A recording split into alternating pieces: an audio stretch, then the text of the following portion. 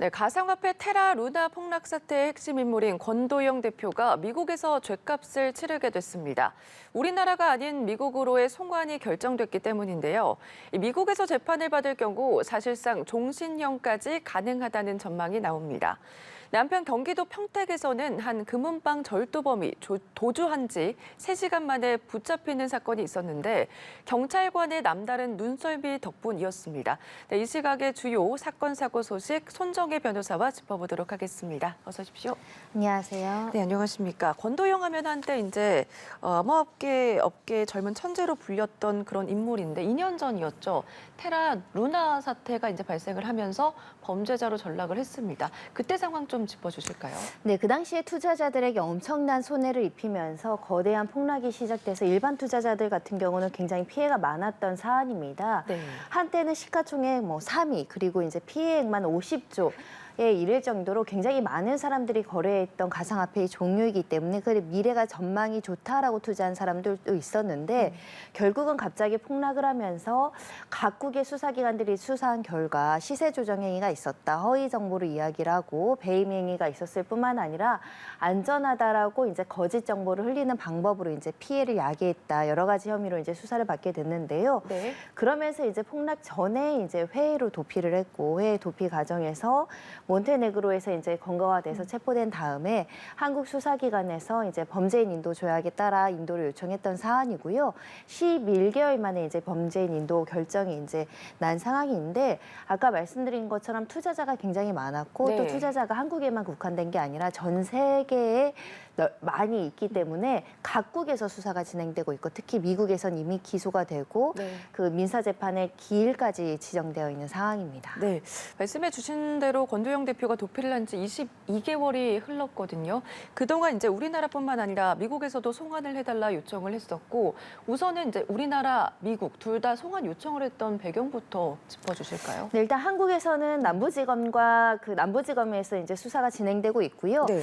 일종의 주식으로 따지면 시세 조정 행위가 있었다라고 보는 것입니다. 실제로 블록체인 기술이나 이런 활용과 관련해서 좀 부풀려서 정보를 제공한다거나 안전성이 확보되지 않았음에도 불구하고 안전하게 이제 가치가 유지될 것으로 이제 속여왔다라는 혐의가 이제 적용이 되어 있고요. 미국도 비슷한 취지로 바라보고 있습니다. 다만 이제 미국에서는 조금 더 신속하게 이미 2021년 5월경에 이제 기소를 했던 사건이고 8개 혐의가 적용되어 있는데요. 이 자본시장법 시세 조정이라든가 사기 혐의, 배임 혐의 이런 것들이 이제 적용되어 있어서 이 기소에 따라서 이제 재빠르게 이제 수사와 재판을 진행할 것으로 예상되는 상황이고 한국에서도 보통은 이제 가상화폐 같은 경우는 자본시장법을 규제하지 않았지만 이 자본시장법상의 증권성이 있다라고 한다면 주식 거래와 마찬가지로 시세 조정 행위로 이제 처벌하겠다 이렇게 이제 수사 당국에서 수사를 하는 과정 중에 있었고요. 관련된 주요 책임자들, 참고인들 그리고 이제 공범들 수사가 진행되고 있었고 특히 외국에서 추방돼서 한국에서 조사받은 사람도 있었는데 핵심 인물인 권도영만 지금 외국에서 송환 절차를 밟지 못하고 있었던 상황이고요. 일부 피해자들은 남부지방법원에 그 손해배상 청구를 진행한 상황이고 미국에서도 피해자들이 손해배상 청구를 진행하고 있는 상황입니다. 네. 어쨌든 지금 권도영의 송환 문제와 관련해서 몬테네그로에서는 그 미국의 손을 들어주지 않았습니까? 그렇기 때문에 이제 미국에서 죗값을 치르게 되는 건데 우선은 이런 결정이 나온 이유도 궁금하네요. 그러니까 범죄인 인도 결정에 여러 가지 이제 변수들이 발생할 수 있습니다. 네. 즉, 한 사람이 어떤 범죄를 일으켰을 때 다수의 피해자가 발생했을 때는 각국에서 수사의 필요성이 있기 때문에 우리나라에서 수사를 먼저 하게 해달라고 이제 강력하게 요청하는 경우는 있거든요. 네. 그러다 보니까 이 사건들도 우리나라에서도 인터폴 적색 수배를 거쳐서 관련된 자산 동결도 하고 수사도 신속하게 진행하고 압수수색도 했었고 빨리 이제 신병을 인도해달라고 요청했지만 동시에 미국에서도 그게 같이 진행이 됐던 사건입니다. 네. 일반적으로는 범죄자의 국적이라든가 범죄 발생 지역 그리고 이제 범죄 피해가 많이 발생한 지역 이런 것들을 우선순위로 재량적으로 이제 판단할 수 있을 것인데 우리나라 같은 경우에는 우리나라 사람이 우리나라에서 저지른 범죄이기 때문에 우리나라에서 인도를 하는 것이 마땅하다라는 게 한국 정부의 주장이었고요. 다만 미국에서는 이 정도 절차가 진행되고 있고 미국 피해자들도 적지 않습니다. 네. 50조 원에 이르는 피해자가 양산된 사건이었기 때문에 철저한 수사를 위해서 미국으로 보내달라는 주장이 있던 상황에서 몬테네그로에서는 아무래도 미국과의 어떤 상호주의, 훨씬 더 협력적이고 훨씬 더 수사가 조금 더 일찍 진행된 측면을 바라보고 미국 송환을 결정한 것으로 보이고요. 또 재량적 요소에는 이걸 감안했을 수 있습니다. 워낙 많은 피해가 야기된 사건이기 때문에 강력한 수사와 선고, 그러니까 양형이 높은 곳으로 보낼 수 있는 필요성이 있었는데 네. 아무래도 한국보다 미국이 조금 더 양형에선 높은 수준, 그러니까 이제 선고 양형이 굉장히 높아질 수 있는 부분이 있기 때문에 미국으로 송환 결정이 일차적으로 나온 상황이고요. 네. 다만 이게 최종적인 건 아니고 건도영 측에서 이제 항고해서 다시 한번 판단을 받을 기회는 남아 있는 상황이긴 합니다. 알겠습니다.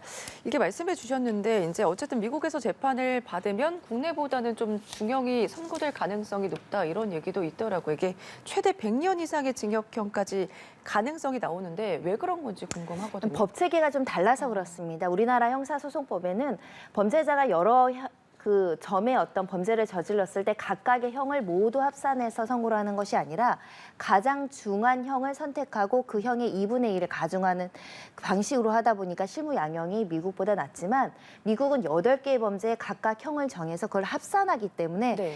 뭐 100년형, 200년형도 나왔다 이렇게 보셔야 될 것 같고요.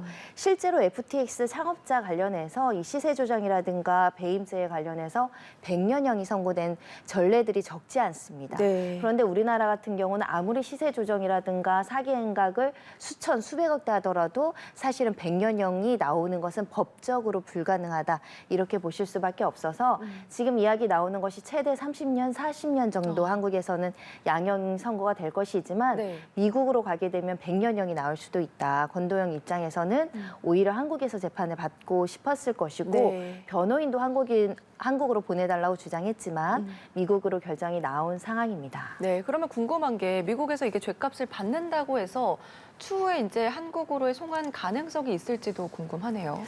일단은 미국에서 형 집행이 될 때까지 송환이 안 될 가능성이 굉장히 높다 이렇게 보실 수 있고요. 예. 특히 일사부재리의 원칙 때문에 같은 혐의로 2번 처벌하는 것은 이중처벌 금지에 반해서 그건 어렵지만 만약 한국에서 다른 혐의와 다른 사실관계로 처벌하는 것은 가능할 수 있습니다. 네. 그리고 처벌은 미국에서 이루어진다고 하더라도 또 우리나라의 법정에서 피해자들이 손해배상 판결을 받고 판결이 이제 확정이 되면 그에 대한 이제 배상 청구는 할 수 있다 이렇게 보셔야 될 것 같고요. 그렇기 때문에 미국에서 진행되는 수사도 한국 수사기관이 적절하게 정보 공유를 해서 네. 이 한국 내 피해자들이 민사재판에서 수월하게 입증해 나갈 수 있도록 사법 공조하는 것도 굉장히 필요한 시점입니다. 네, 이게 가장 중요한 게 피해자들을 얼마나 구제해 줄 수 있는지의 여부일 것 같은데 미국에서 재판을 받는다면 과연 우리나라 피해자들에게 그 피해금을 구제할 수 있는지 그 여부도 좀 말씀해 주실까요? 일단 유죄 판단이 나오면은 범죄 행위고 불법 행위이기 때문에 피해자들이 배상 청구를 해서 그 금액에 대해서 이제 청구를 할 수 있는 권리는 주어지는데 네. 문제는 권도영 개인에게 어떤 재산이 없을 가능성이 있다고 한다면 실질적인 배상까지는 좀 어려워질 가능성이 있습니다. 그래서 권도영과 그 관련자들의 범죄 수익을 찾아내는 것이 이 수사의 또 핵심적인 부분이 아닐까 생각이 들고요. 네. 일부 과거의 수사를 진행하면서 외국에 이제 가상화폐를 판매한 대금을 뭐 은행에 예치를 한다거나 하는 방식으로 범죄 수익을 은닉한 정황들이 발견되고 있기 때문에 이 어떻게 보면 범죄 수익을 찾아내는 것 그리고 그것을 빨리 한국 정부가 몰수해내는 것 이게 굉장히 중요합니다. 네, 권도영 씨 측에서는 이제 항고할 것이다 이렇게 밝혔기 때문에 더 송환이 지연될 가능성도 있는 거죠. 지연될 가능성이 있지만 사실 번복되기는 좀 쉽지 않아 보입니다. 왜냐하면 네. 한국으로도 결정할 수 있고 미국으로도 결정할 수 있는 상황에서 고등법원이 여러 사정을 감안해서 굉장히 오랫동안 심리를 해서 11개월 만에 미국으로 이제 인도 결정이 나온 상황이기 때문에 특별한 사정 변경이 없는 한 한국으로 다시 결정이 나오는 것으로 번복되기는 좀 어려운 시점이 아닐까 생각이 들고요. 특히 미국 같은 경우는 민사 재판기일이 앞으로 진행되어 있고 이미 이제 범죄가 기소가 되어 있어 법원에 계류 중인 사건이기 때문에 네. 미국 형사재판 그리고 민사재판정이 우리나라보다 훨씬 더 빠르게 진행될 것으로 예상이 됩니다. 알겠습니다. 어떤 결과가 나올지는 좀 지켜봐야 할 것 같고요. 저희는 다음 사건으로 좀 넘어가 보도록 하겠습니다. 지난 16일이었습니다. 평택의 한 금은방에서 벌어진 사건인데 우선은 50대가 금은방을 털었는데 이게 3시간 만에 붙잡혔다면서요? 네, 신속하게 검거돼서 참 다행인 사건이다라고 말씀드릴 수 있는데요. 16일경이었습니다. 평택에 낮에 한 사람이 저렇게 들어와서 네. 뭐 금목걸이나 팔찌를 보여달라라고 해서 보여주면 그것을 갑자기 들고 달아나는 수법으로 이제 절도를 했다라고 하는 것인데요. 그대로 도주했고 기금속이 그 당시에 사라진 것만 2,800만 원어치니까 상당히 많은 금액이어서 네. 이 경찰들이 팀을 구성해서 한 10명 정도를 파견했다고 합니다. 그런데 마침 그 파견했던 경찰 중에 한 명이 이 사람 내가 3년 전에 검거했던 사람이다. 기억이 난다라고 이제 그 인상착의를 보고 특징을 잡아서 재빨리 검거할 수 있었던 사안입니다. 네, 경찰의 눈썰미 덕분에 어떻게 빨리 이제 검거를 할 수 있었는데 이게 3시간 만에 절도범이 붙잡혔잖아요. 도주는 했지만 귀금속 처분 전에 검거를 했는데 어떤 처벌을 좀 예상해 볼 수 있을까요? 피해자 입장에서는 굉장히 다행스럽습니다. 왜냐하면 검거를 하더라도 이미 이것을 판매를 해서 소진해버리면 피해액을 환수 못하는 경우들이 굉장히 많은데 네. 3시간 만에 검거했고 본인의 양말 등지에 이제 귀금속을 숨겼다가 그대로 이제 그 피해자한테 돌려줄 수 있게 이제 압수가 된 상황이라고 하는데요. 경찰로서는 이 금은방 주인에게 바로 찾아줄 수 있어서 굉장히 다행인 사건이라고 보이고요. 네. 동정범죄 전력이 있습니다. 2021년에 이미 징역 2년을 선고받고 나와서 또다시 같은 수법으로 저렇게 다수의 피해를 야기한 사안이기 때문에 실형은 불가피하다 이렇게 보실 수밖에 없습니다. 알겠습니다. 다음 사건도 좀 넘어가 보도록 하겠습니다. 인천입니다. 현금 10억 원을 훔쳐서 달아났다. 이런 이제 신고가 들어왔고 경찰이 검거를 했거든요. 근데 검거뿐만 아니라 10억 원도 압수를 했다면서요? 네, 일단 피해 금액이 대부분 압수되어 있습니다. 네. 만약에 이게 범죄 수익금이라든가 기타의 범죄에 연루되지 않았다라고 한다면 피해자에게 환부 대상이 될 수 있는 사안인데요. 일단 이 가해자들 같은 경우는 이 현금을 받아서 이제 투자하겠다, 가상화폐 투자나 이렇게 이익을 주는 수법의 어떤 데 투자를 해주겠다라고 이제 유인을 해서 이 돈을 가로채서 달아나려고 하다가 이제 검거가 됐다라는 것인데요. 네. 9억 6,615만 원이 이제 회수가 됐습니다. 일부 380만 원 같은 경우는 뭐 렌트카 비용이나 현금으로 일부 소진을 했다라고는 하지만 대부분의 금액이 이제 경찰 손에 들어갔기 때문에 피해자에게 모두 환부될 수 있는 상황이고요. 경찰서에 이제 5만 원권 다발로 10억 원이 보관되어 있다고 합니다. 네. 이런 이제 범죄 수익금 피해금 같은 경우는 경찰이 수사의 필요성이 있으니까 압수를 했다가 압수 과정에서 꼭 이것을 수사의 필요성이 굉장히 크지 않는 한 피해자가 가한부 요청, 환부해달라고 요청을 하면 환부할 수 있습니다. 네. 아직까지는 이 피해자가 환부 요청을 하지 않는다고 하지만 이 환부 요청을 하면 별다른 범죄에 어떤 정황이 없는 한 이제 환부될 가능성이 있고요. 다만 워낙에 큰 금액이기 때문에 이 돈의 자금 출처가 어디인가를 이제 경찰이 이제 들여다보고 있다라고 하고요. 네. 이 돈을 빼앗긴 사람 입장에서는 지인들에게 이제 투자 목적으로 빌렸고 여러 가지 돈이 섞여 있다.